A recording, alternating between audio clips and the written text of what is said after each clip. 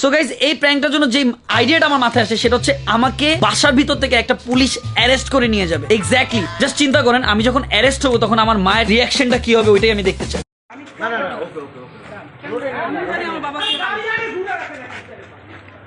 Driver কি public কোরআনের কসম কেটে বলে আমি হয়তো উমরা ওয়াজ করছি।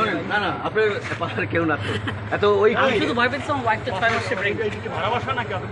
না না না না উনি রিলেটেড না না এটা আমাদেরই বাসা, আমার চাচা আমার আপন দাদার বাসা হ্যাঁ না দাদা পুরোটা।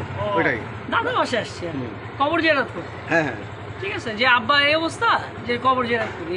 না ওইটা আমরা আর তো কিছু। সবই জানি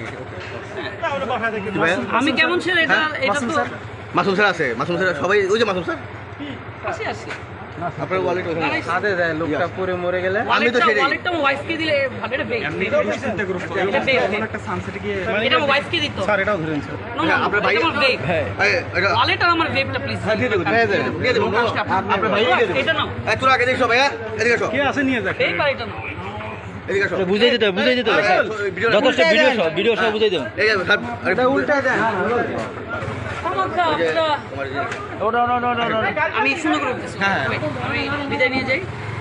না ও স্যারের ডাকান গাই ডাকান স্যার একটু হ্যারি ধরে আপনি তো বুঝেন এগুলো আমি ডিবিতে যাচ্ছি না, আমরা কোথায় যাচ্ছি ডিবিতে